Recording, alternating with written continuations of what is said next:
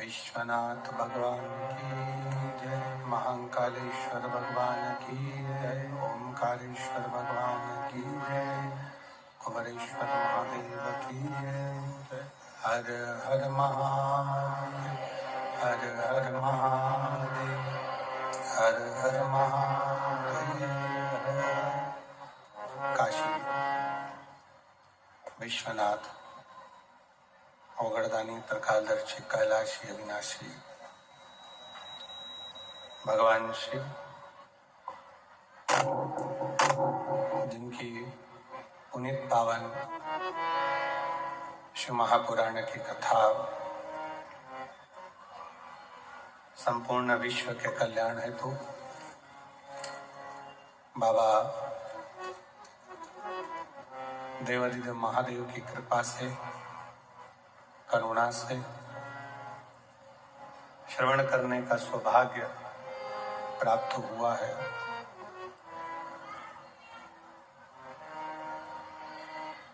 बाबा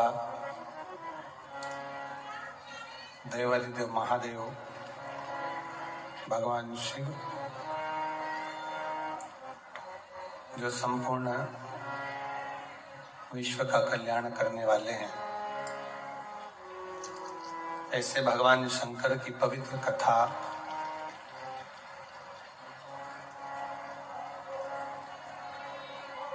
बाबा देवादिदेव महादेव की कृपा करुणा, उनकी उदारता से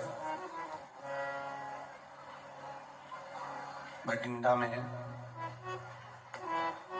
पंजाब की है पवित्र पावन भूमि, जहाँ भगवान शिव की पवित्र पावन कथा श्रवण करने का सौभाग्य प्राप्त हुआ है।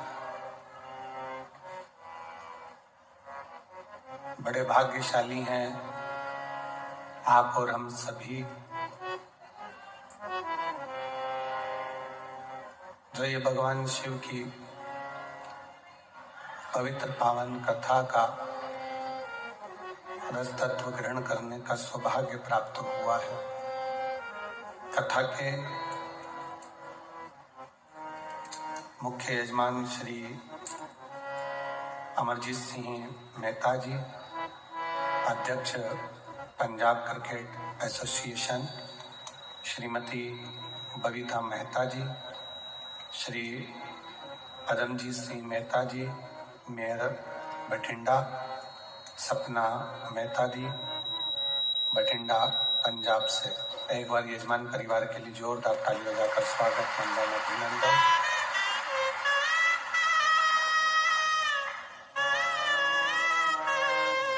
भगवान देवादिदेव महादेव की यह पवित्र पावन कथा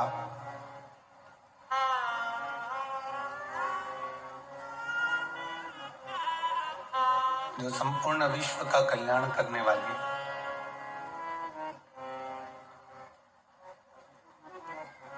जिसको श्रवण करने के लिए आप और हम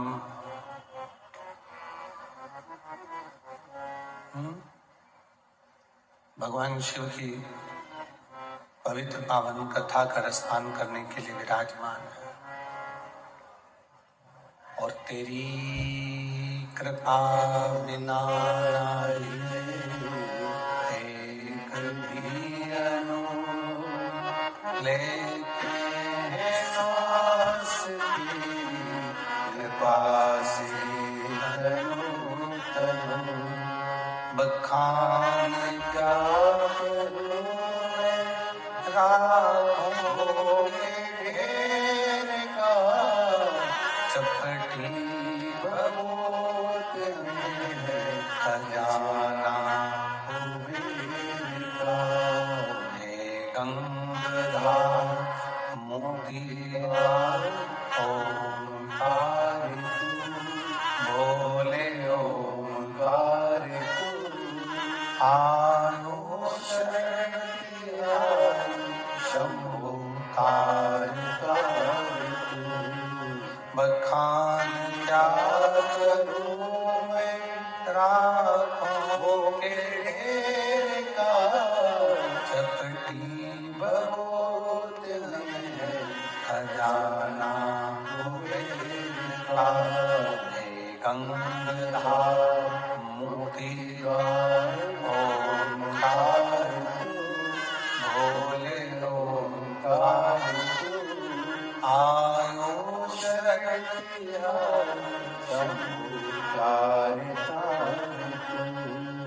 भगवान शिव की यह पवित्र कथा कह रहे हैं।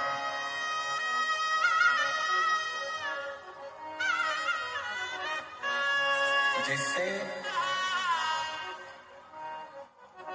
संपूर्ण विश्व में जन्म लेने वाला, चाहे वो मानव हो, पशु हो, पक्षी हो,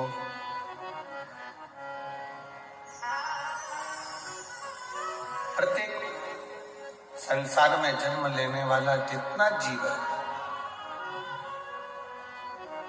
इस सब में एक वो ओंकार, एक वो शिव, एक ओगड़दानी, मेरा शंकर, मेरा करुणा सागर, वो ईश्वर सबके भीतर बसता है।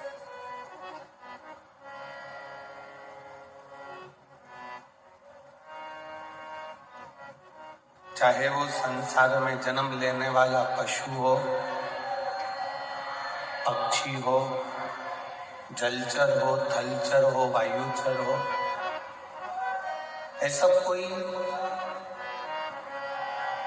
संसार में जन्म नहीं लिया जिसके अंदर मेरा शिव ना बसता, एक ओंकार ना बसता।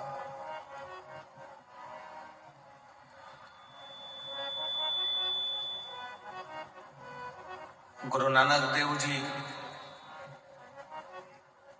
अपनी वाणी में हमेशा कहते हैं कि जिस समय पर आप अरदास करने के लिए बैठो, गुरु नानक देव जी अपनी वाणी में कहते हैं जिस समय पर आप अरदास करने के लिए बैठो, उस समय पर केवल अपने लिए ही नहीं, गुरु नानक देव जी कहते हैं कि संपूर्ण विश्व के कल्याण के लिए और जो संसार में जन्मा है उसके लिए भी अरदास किया करो। उसके लिए भी अरदास करना चाहिए, उसके लिए भी प्रार्थना करना चाहिए, उसके लिए भी निवेदन करना चाहिए, उसके लिए भी भगवान से प्रार्थना करना चाहिए।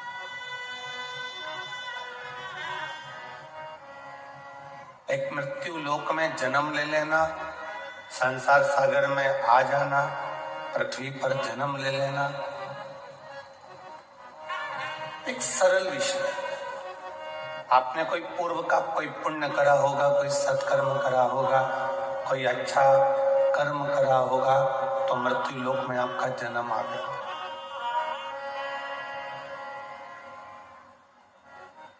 कोई पूर्व का कोई पुण्य करा होगा तो मृत्यु लोक में आपने जन्म ले लिया।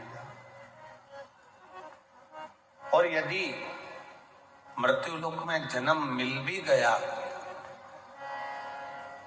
और आप शरीर से पूर्ण हैं, जो भगवान ने आपको नेत्र दिए हैं, श्रवण दिए हैं, वाणी दी है, हाथ दिए हैं, पांव दिए हैं, सारी इंद्रियां जो भगवान ने प्रदान करी है, शरीर का जो अंग प्रदान करा है, यदि वो प्राप्त अच्छे से हुआ है और उसको प्राप्त करने के बाद यदि आप भगवान की अविरल भक्ति में डूबे हुए हो, किसी संत, किसी सद्गुरु, किसी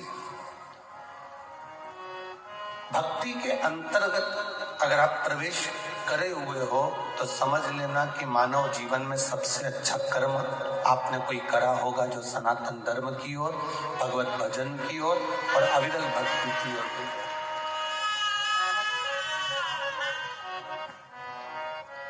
वो कहते हैं ना कि कोई पिछले जन्म के अच्छे कर्म मुझे बाबा तेरा,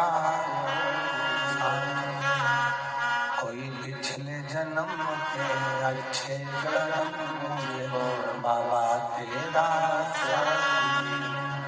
जहाँ सारी दुनिया झुकती है, जहाँ सारी दुनिया झुकती है, मुझे वो आई दरबार मिला, दरबार मिला।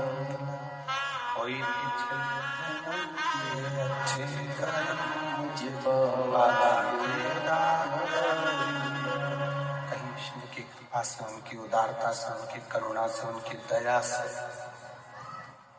ये मानव का शरीर प्राप्त होता है।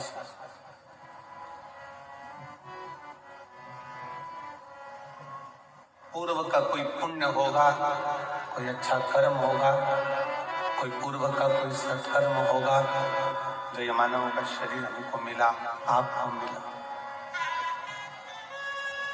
और यदि मानव का शरीर आपको और हमको मिला है भगवत भजन करने के लिए, स्मरण करने के लिए, संकीर्तन करने के लिए,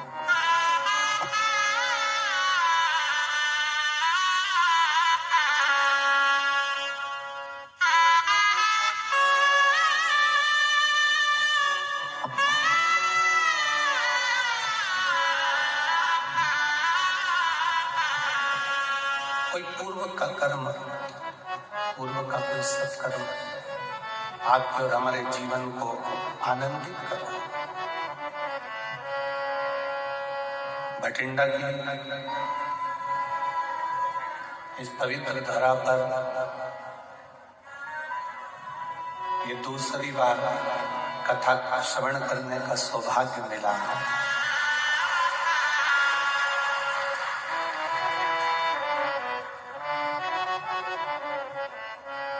और बड़े सौभाग्यशाली हैं आप और हम सभी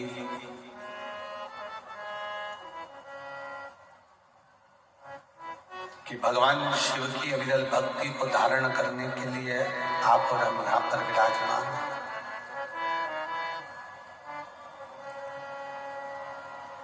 बस एक ही निवेदन है कि दिल से, हृदय से जितनी देर कथा में बैठो, जितनी देर सत्संग में बैठो, जितनी देर भगवान की विरल भक्ति को धारण करने के लिए बैठो, उतनी देर अपना दिल भगवान की इस पवित्र कथा की ओर लगा करो। इंद्रियां थोड़ी चंचल है और इंद्रियों की चंचलता के कारण भगवान की भक्ति नहीं हो पाती।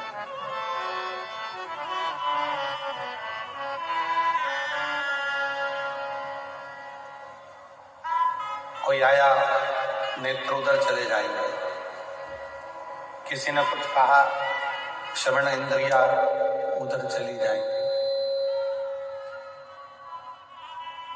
और इन 5 कर्मेंद्री, 5 ज्ञानेंद्री और 1 मन,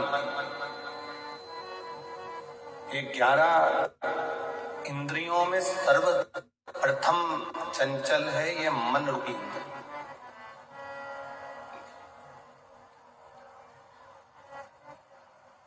जब भगवान की कथा को श्रवण करने के लिए बैठोगे, धारण करने के लिए बैठोगे, तो ये मन रूपी इंद्री सबसे पहले डोलेगी, मन विचलित होगा, भटकेगा।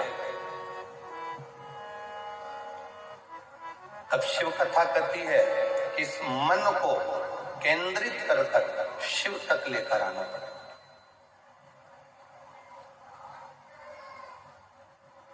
इस मन को केंद्रित कर भगवान शंकर तक लेकर आना पड़ेगा।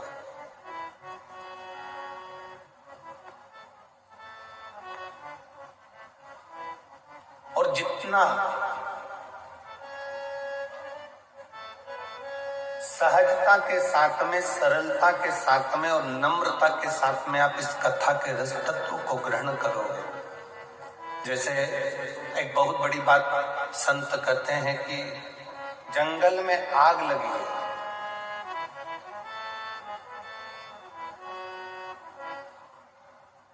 और जंगल में आग लगी है और बड़े बड़े वृक्ष जल रहे हैं, बड़े बड़े घास जल रही है, वृक्ष जल रहे हैं, पूरा जंगल धधक कर जल रहा है।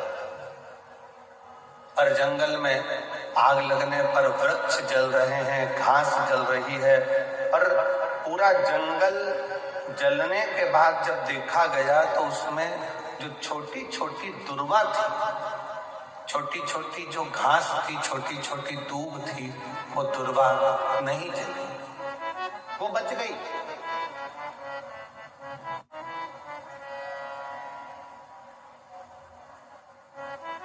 बड़े वृक्ष जल गए, बड़ी बड़ी घासें जल गई, पर छोटी छोटी दुर्वा, छोटी छोटी दूब वो बच गई, क्योंकि वो दबी रह गई। थोड़ा सा पानी गिरा तो दुर्वा फिर उछल, फिर बढ़ना प्रारंभ कर दी। शिव महापुराण की कथा कहती है कि भगवान की कथा में, गुरु की शरण में, परमात्मा की शरण में, ईश्वर की शरण में, संत की शरण में, परमात्मा की कथा में जब भी पहुंचो, उस समय पर बड़े बनकर नहीं, छोटे बनकर जाओगे तो गुरु और संत और शिव की कृपा की दृष्टि से फिर बढ़ते चले जाओ।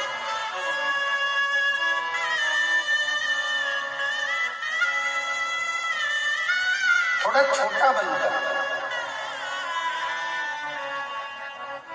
एक बड़ा सुंदर प्रसंग पहले भी कथा में कहा है, आज फिर कहते हैं कि एक विशाल नदी है, बहुत बड़ी नदी, उसको अभिमान आ गया।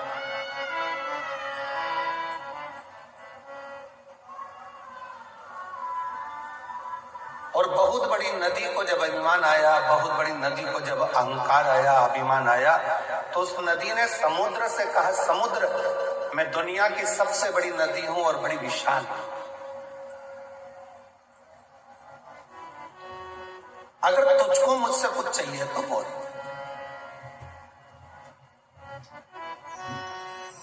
मैं दुनिया की सबसे विशाल नदी हूं, सबसे बड़ी नदी हूं, समुद्र, तुझे कुछ चाहिए हो तो मुझसे बोल। अगर तुझे कुछ चाहिए तो मुझसे बोल, मैं तुझे दे सकता। समुद्र ने हंसकर कहा, नदी मेरे पास में तो माणिक है, मोती है, सोना है, चांदी है, हीरा है, पन्ना है, रतन है, माणिक, औषधि सब मुझ में। देवता भी मेरा मंथन कर कर इसमें से माणिक, औषधि, रतन सब निकाल लेते हैं, मुझे कुछ भी नहीं चाहिए।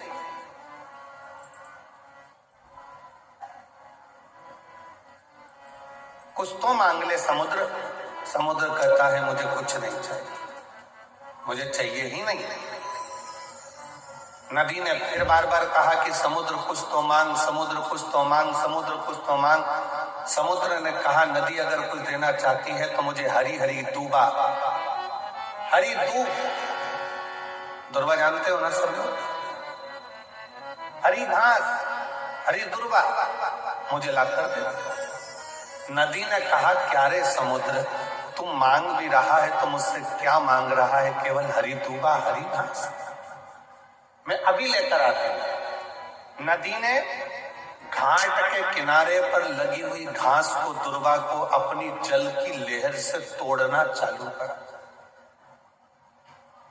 जैसे ही जल घाट पर जाता है, जैसे ही जल घाट पर पहुंचता है, वैसे ही दूबा के ऊपर पानी गिरता है तो दूबा नीचे झुक जाता है। फिर पानी आया, फिर दुर्वा नीचे झुक गई। पानी के वजन के कारण दुर्वा नीचे झुकती, फिर पानी आया, फिर नीचे झुक गई। वो घास, वो दुर्वा उखड़ नहीं पाई। आखिरी में नदी समुद्र के पास जाकर बोली, समुद्र, मैं तेरे लिए घास, हरी हरी दूबा लेकर नहीं आ सकी। समुद्र ने कहा, नदी, मैं ये जानता था कि तू मेरे लिए दूबा नहीं ला सकती, तू मेरे लिए घास नहीं ला सकती, क्योंकि उस दूबा में, उस घास में एक सबसे बड़ी चीज है, उसकी नम्रता। जैसे ही पानी आता है, दूबा नीचे झुक जाती है, और जो जिंदगी में झुकना जानता है उसे कोई उखाड़ नहीं सकता।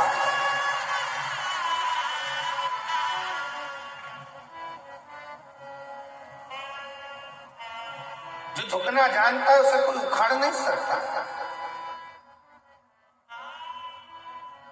जो अपने रब के आगे, अपने इष्ट के आगे, अपने ईश्वर के आगे, ओंकार के आगे, परमात्मा के आगे, शिव के आगे जो एक बार झुकना सीख गया, फिर दुनिया की किसी की सामर्थ्यता नहीं है कि वो उसे उखाड़ कर फेंक दे, क्योंकि उसकी नम्रता उसको प्रबलता,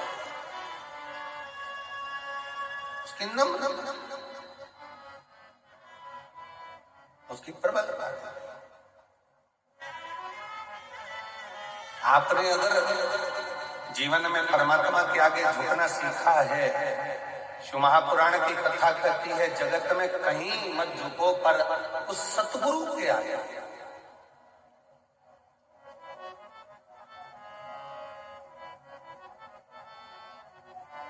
उस परमात्मा के आगे।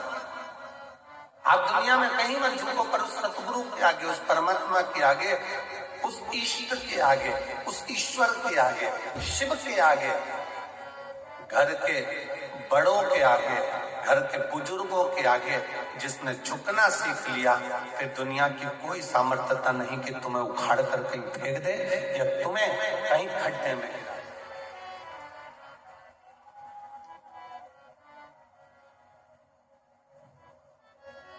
और मैंने तेरे ही भरोसे बाबा, तेरे ही भरोसे हवा बिच उड़ती जावागी बाबा, डोर हटो छड़ी कटी जावागी बोले मैं तेरी बदन शंभू, मैं तेरी बदन हवा बिच उड़ती जावागी बाबा, डोर हटो छड़ी में कटी जावागी। किसकी सामर्थ्यता? श्री महापुराण की कथा में एक कथा आती है देवराज नाम के ब्राह्मण की।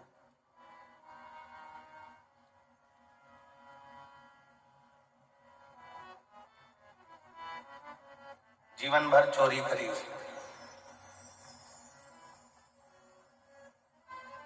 घर में पत्नी थी, बच्चे थे,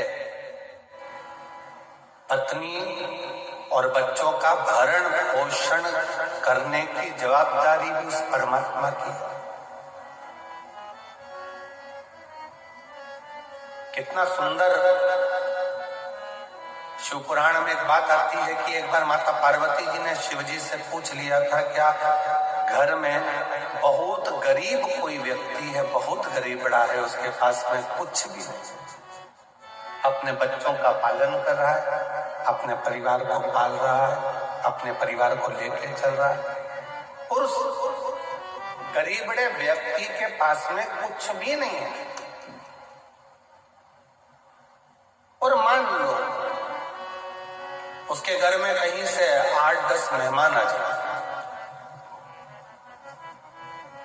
कोई अतिथि आ गए 10, कोई मेहमान आ गए, तो प्रभु उसके पास खाने की व्यवस्था नहीं है, रहने की व्यवस्था नहीं है, उसके पास कुछ पाने की व्यवस्था नहीं है, तो उसकी व्यवस्था कौन करेगा? शंकर भगवान माता पार्वती जी से कहते हैं, पार्वती एक बात अपनी बुद्धि में बिठा कर रखना, किसी के घर में अगर कोई बच्चा जन्म लेता है तो उसके जन्म के पहले माँ के स्तनों में दूध दे दिया जाता है, किसी के आने से पहले उसकी व्यवस्था कर दी जाती है।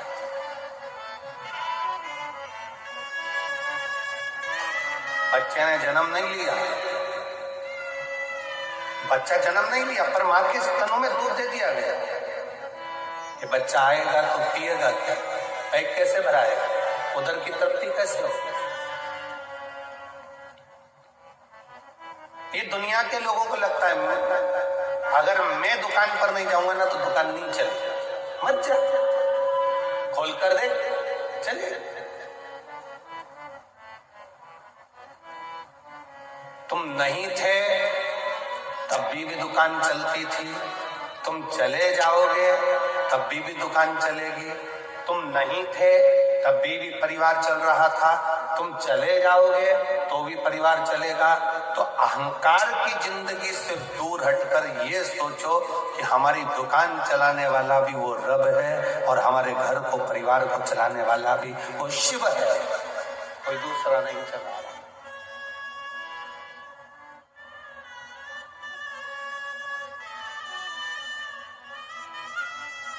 आप में से कई जीजियां मेरी बैठी हैं, कई जीजा मेरे ऐसे बैठे हुए हैं, पड़ोसन ने मना कर दिया, मेरे पास तो गाड़ी में जगह नहीं है, मैं तुझे नहीं ले जा सकती, फिर भी वो कथा में आके बैठ गए सबसे पहले। और जो बाद में आई गाड़ी से, उसने कहा मेरी गाड़ी में तो जगह नहीं थी, ये कैसे आके बैठ गए?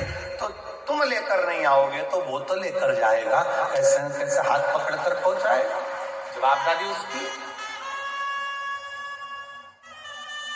तेरे मंदिर में आना मेरा काम है और मेरी बिगड़ी बनाना तेरा।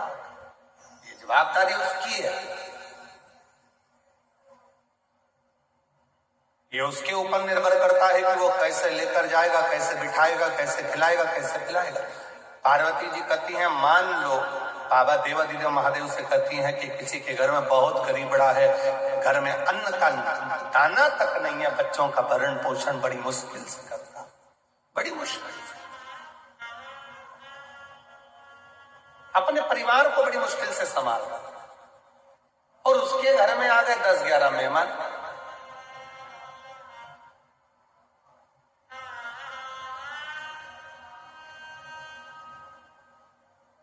उसके घर में 10-11 मेहमान आकर बैठ गए, उनको खिलाएगा कौन?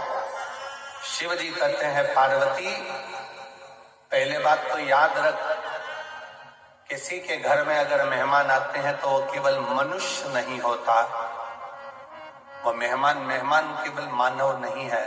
किसी के घर में अगर मेहमान आते हैं तो वो उसका कल्याण करने के लिए स्वयं संत और परमात्मा किसी के दरवाजे पर पहुंचते हैं।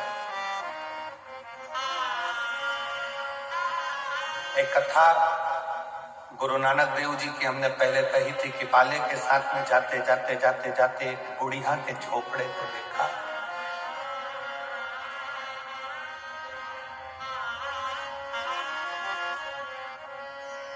बड़े बड़े महल थे,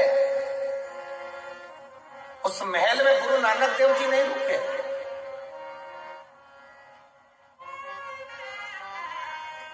गुरु नानक देव जी रुके तो एक झोपड़े में रुके, एक बुढ़िया के झोपड़े में, एक बूढ़ी मां के झोपड़े में। पूछो हमको कुछ पवा देंगी? जाओ जरा बात करो। बूढ़ी मां खुश होकर बोली, मेरे पास में जो होगा मैं आपको दूंगी, आप रहो मेरे झोपड़े।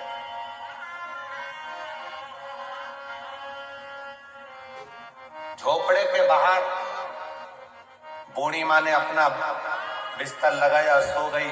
झोपड़े के अंदर गुरुदेव सो रहे हैं। चलिए, बाले ने गुरु नानक देव जी से कहा कि प्रभु कितनी बूढ़ी है, छोटा टूटा सा झोपड़ा है, अपन चले? चले। 1 वर्ष के बाद गुरु नानक देव जी बाले के साथ फिर घूमते घूमते आए। भ्रमण करते करते जब वहां पहुंचे, बाले से कहा यहाँ रुकने की व्यवस्था देखो। तो बाले देखने के लिए गया कि वो बूढ़ी माँ का जो टूटा हुआ झोपड़ा था, वहां तो 4 मंजिल का महल बना हुआ था। बाले ने गुरु नानक देव जी से कहा कि गुरुदेव, वो बूढ़ी माँ तो बहुत भिक्षुक सी थी, जिसके पास में खाने के निवाले नहीं थे, अन्न का दाना नहीं था, सोने के लिए पलंग नहीं था, हमको अंदर सुलाकर खुद बाहर जाकर सो गई थी। उसका ये 4 मंजिल का झोपड़ा महल कैसे बन गया 4 मंजिल का? गुरु नानक देव जी ने कहा, कभी भी अतिथि नहीं रहता, अतिथि देवो। अतिथि नहीं है, अतिथि नहीं है। स्वयं शिव है, स्वयं शंकर है, स्वयं ईश्वर है, स्वयं भगवान।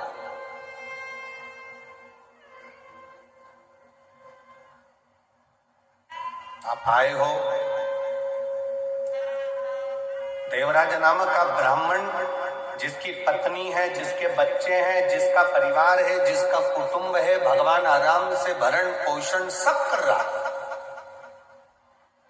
और तुम्हारे पेट भरने की जवाबदारी स्वयं शंकर की है, तुम्हारे पेट भरने की जवाबदारी स्वयं देवाधिदेव महादेव की है। पेट भरने तक की जवाबदारी उसकी है, पर तुम्हारी पेटी भरने की जवाबदारी महादेव की नहीं है। पर दुनिया पेट भरने से ज्यादा पेटी भरने में लगा हुआ है।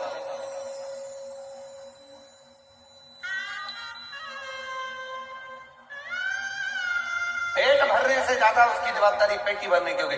मेरे बेटे के लिए मकान बना लूंगा, मेरे बेटे के लिए ये कर लूंगा, मेरी बेटी के लिए ये कर लूंगा, मेरे देवर के लिए ये कर लूंगी, मेरे जेठानी के लिए ये कर लूंगी, मेरे भाई के लिए वो कर दूंगा, मेरे बंधु के लिए वो कर दूंगा। अगर शिव महापुराण की कथा कहती है तुम्हें वैभव मिले, तुम्हें कुर्सी मिले, तुम्हें पद मिले, तुम्हें प्रतिष्ठा मिले, तुम्हें यश मिले, तुम्हें धन मिले, तो शिव महापुराण की कथा कहती है सबसे पहला काम करना अपनी जिंदगी में कि किसी गरीब की आंखों में आंसू मत देखना। बस इतनी कृपा शिव तत्व कहती है। बन सके किसी के लिए काम आ सको तो आई।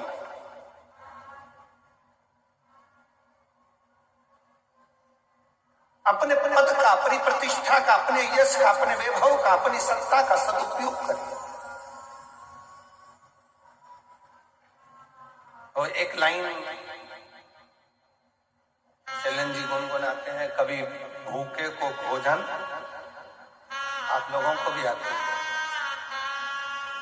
कभी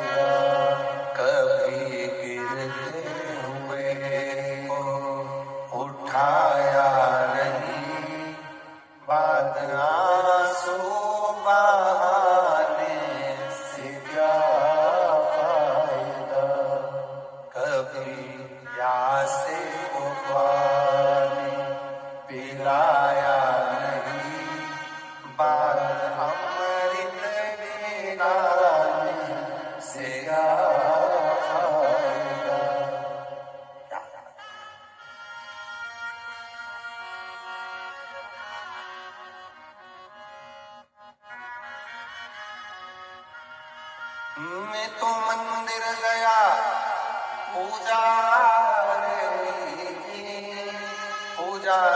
करते हुए गया, मैं तो मंदिर गया पूजा करते हुए गया,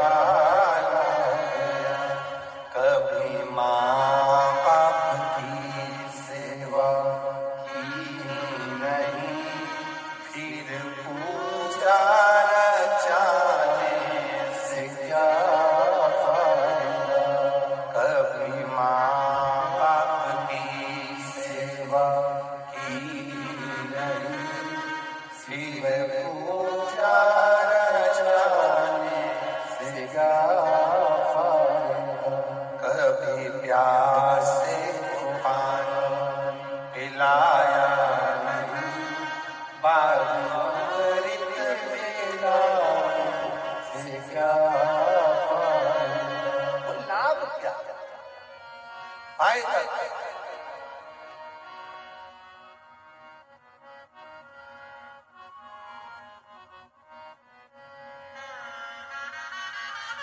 भगवान ने दिया अगर वैभव, भगवान ने दिया अगर श्रद्धा, भगवान ने अगर दिया है धन प्रतिष्ठा, तो उसका सदुपयोग करिए, अच्छा करिए।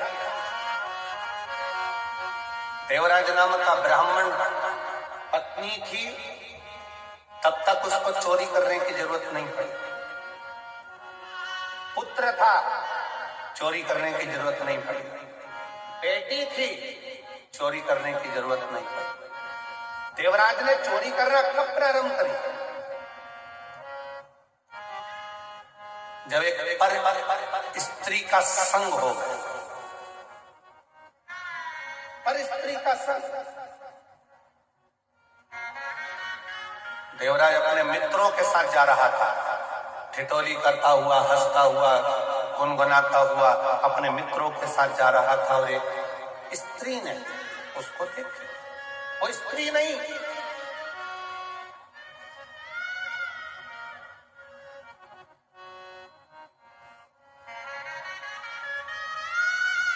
इसको मालूम नहीं पड़ा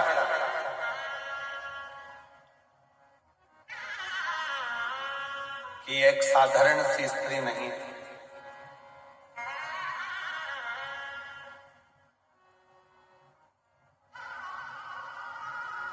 देवराज नाम के ब्राह्मण को उसने अपने जाल में फंसाया।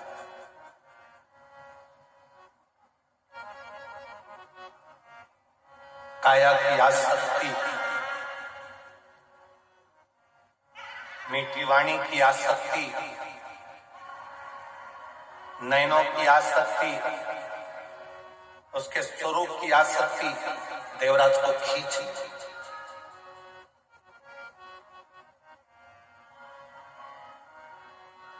देवराज को खींची और देवराज को खींचा। 1 महीना, 2 महीना, 3 महीना चलते चलते उसने पहले देवराज से कोई धन की कामना नहीं करी, कोई पैसे की कामना नहीं।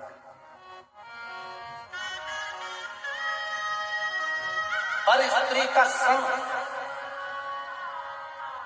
एक बात अपने भीतर उतार कर रखिए, जितने आस्था चैनल पर कथा सुन रहे हैं, जितने फेसबुक यूट्यूब पर कथा सुन रहे हो, जितने इस पवित्र भटिंडा पंजाब की पवित्र भूमि से कथा का लाभ ले रहे हैं, अपने जीवन में उतार कर रखना कि उस स्त्री ने पहले कोई धन की कामना नहीं करी, वैभव की कामना नहीं करी, सत्ता की कामना नहीं करी, लक्ष्मी की कामना नहीं करी। जब पूर्ण तरह से देवराज उस स्त्री के चुंगल में फंस गया, उसको नहीं मालूम था कि ये वेश्यावृत्ति करने वाली। जब पूरी तरह से फंस गया और पूर्ण तरह से फंसने के बाद एक दिन इसने बस उस स्त्री ने देवराज से कह दिया कि वो रानी, राजा की धर्म पत्नी जो गले में हार पहनती है, वो हार मुझे चाहिए। पत्नी थी, चोरी करने की जरूरत नहीं पड़ी। देवराज ने चोरी नहीं करी, बच्चे थे, चोरी करने की जरूरत नहीं पड़ी। क्योंकि शिव महापुराण की कथा कहती है, घर में पत्नी आती है ना, किसी लड़के की शादी होती है और घर में बहू आई ना, भगवान उसके हिसाब से उसकी तनख्वाह, उसका वैभव, उसका धन बढ़ाना प्रारंभ कर।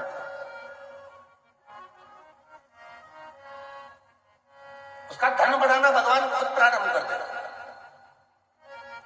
उसकी सत्ता बढ़ाना अपने आप प्रारंभ कर देता। शादी होने के बाद में बच्चे होते हैं तो भगवान फिर कहीं ना कहीं से एक जल का स्रोत बढ़ाता है, आवक बढ़ाना चालू कर देता, कोई नया काम चालू कर देता, कोई दूसरा काम चालू कर देता, जिससे इसकी आवक बढ़े। परिवार में जितने सदस्य बढ़ते चले जाते हैं, उतना उतना भगवान भी राहें खोलता चले जाता है, राहें खोलता चले जाता है। पहले के समय में और आज के समय में बहुत अंतर है जी। आज के समय में तो लोग कहते हैं हम तो और हमारे, जम के तो बोलो, हम दो और हमारे दो, और घर में कहीं के बुढ़ा बुढ़ी रहते हो तो उनको बाहर वृद्धाश्रम में फेंक दो। ये आजकल की रीति है। ये लोग आज की रीति में ऐसे जीते हैं। पर पुराने समय में शिव महापुराण की कथा कहती है, पुराने समय में हमारे माँ बाप भी हमारे साथ में रहे, हमारे 4 बेटे 4 बहुएं साथ में रहे, हमारा परिवार साथ में रहे, मामा मामी बुआ फूफा काका काकी सब हमारे साथ में रहे, सबको संजो कर चलते, सबको संजो। पहले लड़की की शादी करते थे ना, तो लड़के वालों के देखने जाते थे कितना बड़ा परिवार है। क्यों साहब, लड़के के कितने भाई हैं? तो कहा साहब लड़के के तो 4 भाई हैं, बहुत बढ़िया। लड़की की बहन कितनी है? कि 5 बहन है। अच्छा, लड़के की मौसी कितनी है? लड़के की माँ की बहनें कितनी है? तो कहा 7 है। अच्छा, तो लड़के के पिताजी के भाई कितने हैं? तो कहा 5 है। मामा जी कितने? के 3 है। ऐसे पूरा हिसाब जोड़ा जाता था तो भरा पूरा परिवार देखा जाता था। तब लड़के की शादी करते, लड़की की शादी करते। इतना बड़ा परिवार देखकर माँ बाप अपनी बेटी की शादी करते थे। आज के जमाने में पूछते हैं क्यों साहब? बोल दो क्या, बुरा तो नहीं लगेगा? क्यों साहब बेटी की शादी करना है? कौन कौन है घर में? तो कहा साहब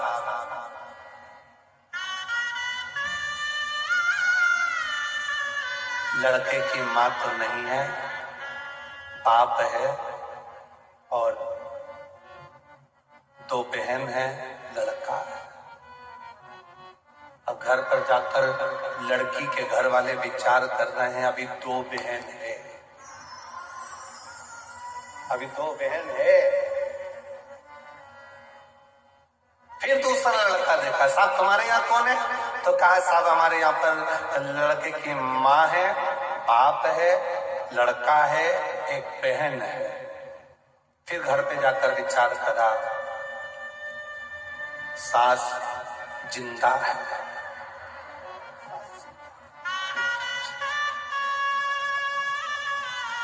फिर कोई लड़का देखा, पूछा साहब लड़की की शादी कौन कौन है तुम्हारे घर में बेटा? लड़का बोला माँ को गए बहुत समय हो गया, मेरी बहन भाई कोई नहीं है, पिताजी हैं और मैं हूँ, और पिताजी भी भटिंडा में रहते हैं और मैं दिल्ली में रहता हूँ।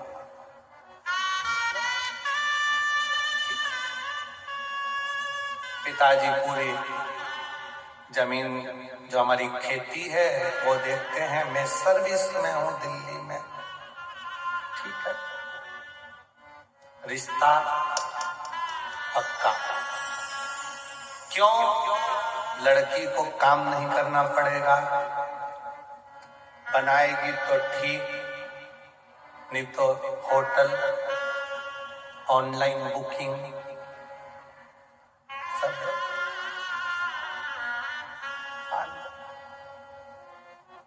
बड़ा धीरे धीरे धीरे धीरे करते करते परिवार इतना छोटा हो गया, इतना छोटा हो गया।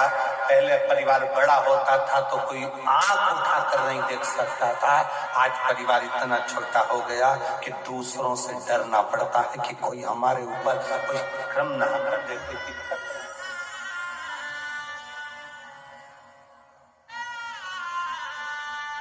और हम फिर निवेदन करते हैं, हम 2 हमारे 6, क्योंकि हमारे यहाँ की पुरानी रीति है, हमारे भारत की भूमि की पुरानी रीति है। मेरी जीजियां जब बाजार से कोई सामान खरीदने जाती थी तो एक सामान तो लेके आती नहीं थी, पूरा सेट ही सेट लाती थी। थाली कितनी एक लेकर आती थी क्या? थाली जम के बोलो कितनी? 6। कटोरी 6, प्लेट 6, चम्मच 6, पूरा 6 का सेट लेकर आते थे। इसलिए निवेदन है, अपने घर में भी कम से कम 6 का सेट तो रखो। 2 बुजुर्ग, दादा दादी, माता पिता और बेटा बेटी, कम से कम 6 का सेट बनाकर चलो कि घर में ये 6 का सेट समाप्त नहीं होना चाहिए। हमारे घर में भी कम से कम सेट बना रहना चाहिए। बुजुर्ग साथ में रहे, मम्मी पापा साथ में, माता पिता साथ में रहे, घर के बच्चे साथ में रहे, ये 6 का सेट चलता है। 6 का सेट।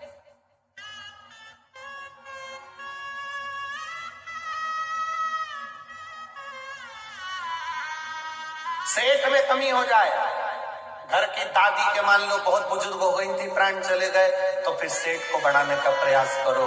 पोते की शादी करना है, सेठ कम पड़ गया, एक थाली कम दिख रही है, बहू लेकर जाओ। फिर सेठ गड़बड़ हो जाए, दादाजी बुजुर्ग हो गए थे, चले गए, तो बहू से कहो बेटा पोते का मुंह देखना है, सेठ बढ़ा। फिर 6 का सेठ।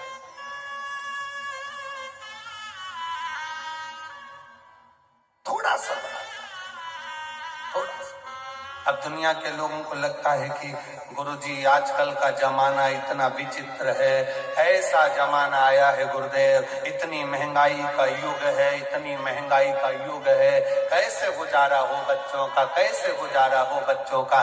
शिव महापुराण की कथा कहती है, भगवान शंकर का चरित्र कहता है, ये हम सोचते हैं कि कैसे गुजारा हो, वो परमात्मा जब पृथ्वी पर जन्म ही उसको देता है जिसका गुजारा उसको करना होता है, नहीं तो जन्म ही नहीं देता, जन्म ही नहीं देता। अगर आप कथा तक पहुंचे हो, भगवान की शरणागति तक पहुंचे हो, भगवान के भजन तक पहुंचे हो, भगवत स्मरण तक पहुंचे हो, तो कहीं ना कहीं परमात्मा की विरल भक्ति आपके ऊपर है। गुरुद्वारे में जाकर चाकरी कर रहे हो, सेवा कर रहे हो, शिवालय में जाकर सेवा कर रहे हो, किसी गुरु की शरणागति में पहुंचकर सेवा कर रहे हो, तो उस दिन समझ लेना कि मेरे रब ने, मेरे भगवान ने, मेरे शंकर ने, मेरे गुरु ने बड़ी कृपा करी, जो इस पापी शरीर से, इन इंद्रियों, जो आसक्ति में डूबने वाले शरीर है, इस शरीर से भगवान ने अपनी सेवा करवा दी। एक पत्र है, देखिए कितना सुंदर है। अभी सारे पत्र तो हम पढ़े नहीं हैं।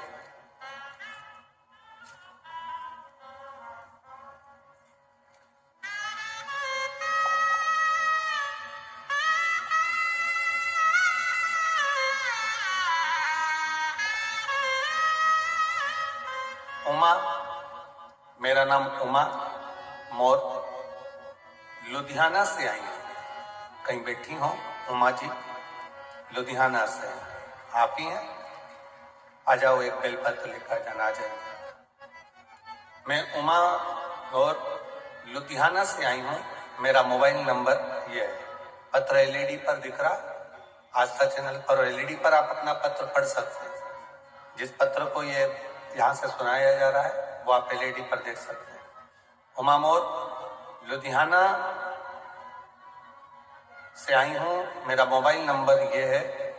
आपकी कथा 2019 से सुन रही हूं। मैं आपके कहने अनुसार रोज मंदिर जाती हूं, शिवजी पर 1 लोटा जल समर्पित करती हूं, बेलपत्र चढ़ाती हूं और रोज चढ़ी हुई बेलपत्र को जल पीकर उसको खा लेती हूं। 30 साल से मधुमेह की बीमारी थी। 30 साल हो गए थे दवाइयां लेते लेते, पर वो बीमारी समाप्त नहीं हो रही थी। तब बाबा से प्रार्थना कर कर इतनी ज्यादा तकलीफ बढ़ गई थी कि आखिरी में शिवजी के मंदिर जाना, जल चढ़ाना और बेलपत्र खाना प्रारंभ करा। आज बाबा की कृपा से पूर्ण तरह से स्वस्थ हूं, दवाई की जरूरत नहीं और बीमारी खत्म है। मैं बाबा को प्रणाम करने के लिए आई हूं और बाबा को धन्यवाद देती हूं। शिव की कृपा किसको? शंकर की उदार भक्ति। एक पत्र और बड़ा सुंदर आया, देखिए।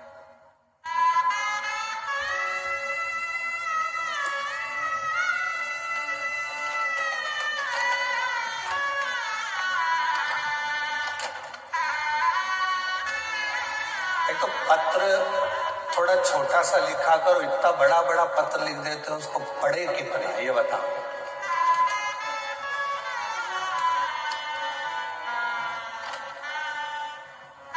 राजकुमार चंद्रकला सैनी, पति श्री राजकुमार सैनी, राजीव नगर, हिसार, हरियाणा की रहने वाली हूँ। मेरा मोबाइल नंबर ये है। कहीं बैठे हैं? आप ही हैं? आ जाओ, बेलपत्र लेकर जाना। जाओ। 1 लोटा जल का मैं क्या वर्णन करूं गुरुदेव?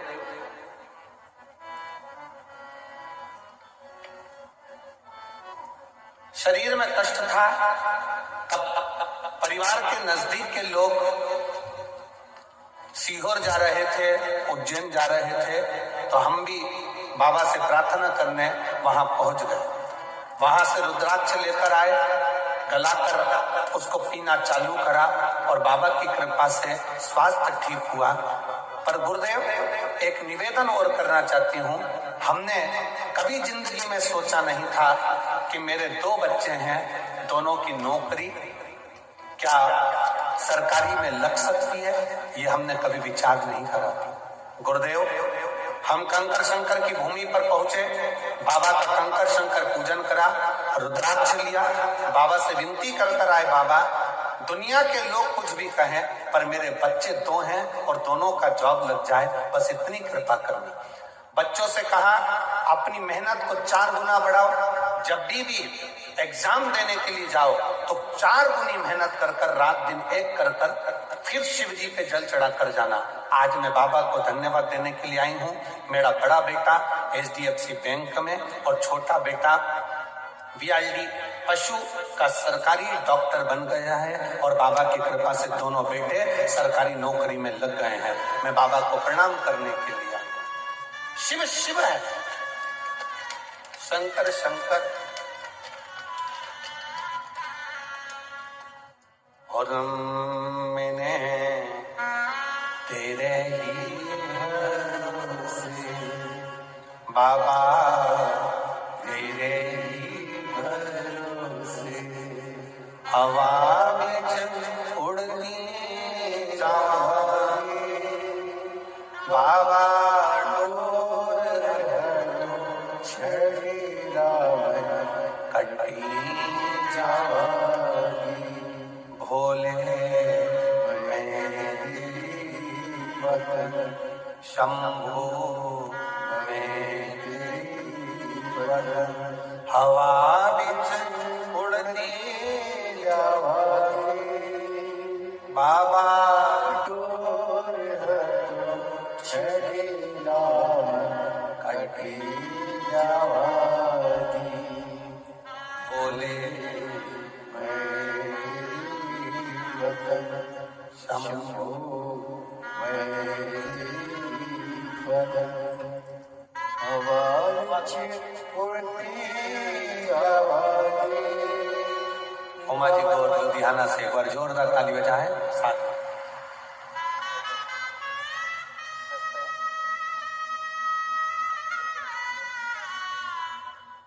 दीदी बोल रही हैं मेरी मधुमेह की पूरी दवाइयां छूट गई और बाबा की कृपा से मैं ठीक हूं। शिव शिव एक विश्वास, एक भरोसा।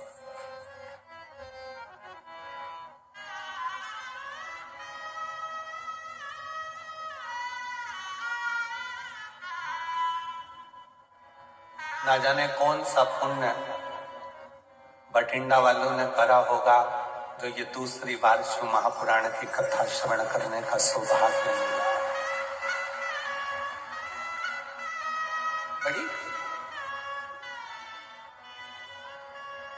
और मिला है मौका। मैं पूरे बठिंडा वासियों से और आसपास के रहवासियों से निवेदन करूंगा, ये योग, ये संजोग छोड़ो नहीं। जितना समय मिले उतना शिव की शरण में जाकर भगवान की अविरल कथा का रसपान करो। शिव तत्व श्रवण,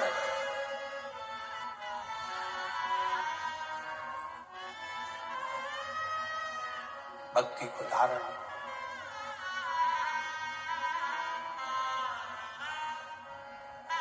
उसने जन्म दिया है, पेट भरने की जवाबदारी उसकी है, उसकी। और तेरा ही दिया मैंने खाया पिया है, तेरा शुक्रिया है, तेरा शुक्रिया है। मुझे भोले बाबा ने बहुत दे दिया है, तेरा शुक्रिया है, तेरा शुक्रिया है। ये जायदाद दी है, औलाद दी है, मुसीबत में हर वक्त इमदाद दी है, तेरा ही दिया मैंने खाया पिया है, तेरा शुक्रिया है, तेरा शुक्रिया है। शिव कथा करें भगवान शंकर का चरित्र का, शिव महापुराण की कथा करें। पार्वती जी शिव जी से कह रही हैं, अगर किसी के घर में मेहमान आ जाए, मान लो बहुत, शिव जी कहते हैं उसकी पूरी जवाबदारी मेरी खुद की है, मेरी स्वयं की, स्वयं की। कोई दूसरे की नहीं, मेरी स्वयं।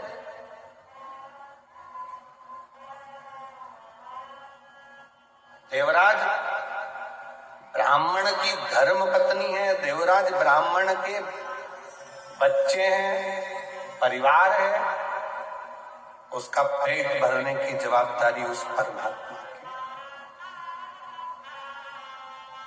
पर देवराज ब्राह्मण जब किसी गलत स्त्री का संग पकड़ लिया,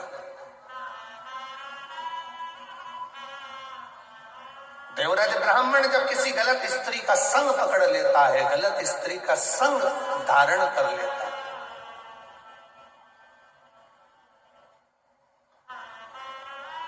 तब वो स्त्री पहले तो कुछ नहीं बोली, पर बाद में जब वो देख लेती है कि अब मुझे धन की जरूरत है, तब वो देवराज ब्राह्मण से कहती है जाओ और जो रानी के गले में हार पड़ा हुआ है वो रानी के गले का हार मुझे ला कर दो।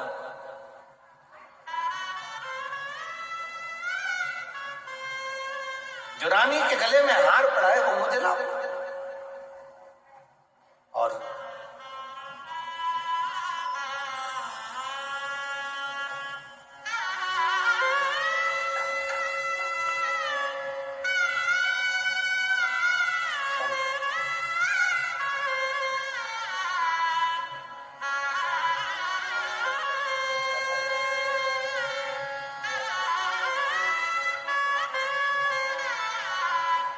दोनों बच्चों का सरकारी नौकरी लगा है, एक बार जोरदार ताली बजाकर स्वागत करें।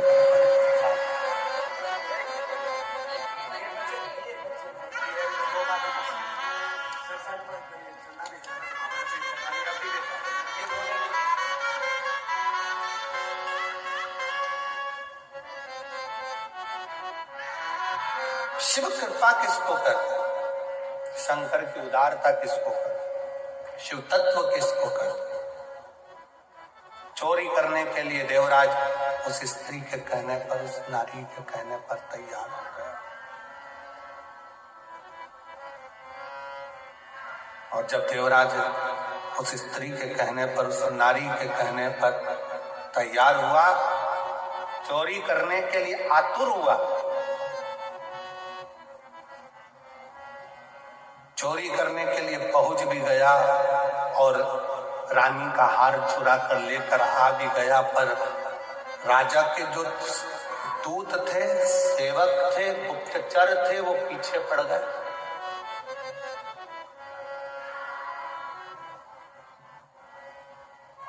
उन्होंने पीछा पकड़ लिया, भाग तक कहां जाए, छुपने का स्थान नहीं मिला, शरीर में ताप पड़ने लगा, बुखार आने लगा, तब वो देवराज ब्राह्मण शंकर के मंदिर में प्रवेश कर गए, शिवालय में, शिव के मंदिर में, और शरीर में ताप पड़ रहा था तो छुप कर बैठ गया। शिव कथा चल रही थी, थोड़ी थोड़ी देर में महाराज जी चिल्ला कर कह रहे थे हर हर महादेव। इसको बड़ा कछोटपन उत्पन्न हो रहा था, क्रोध आ रहा था, बड़ा करे तो करे क्या।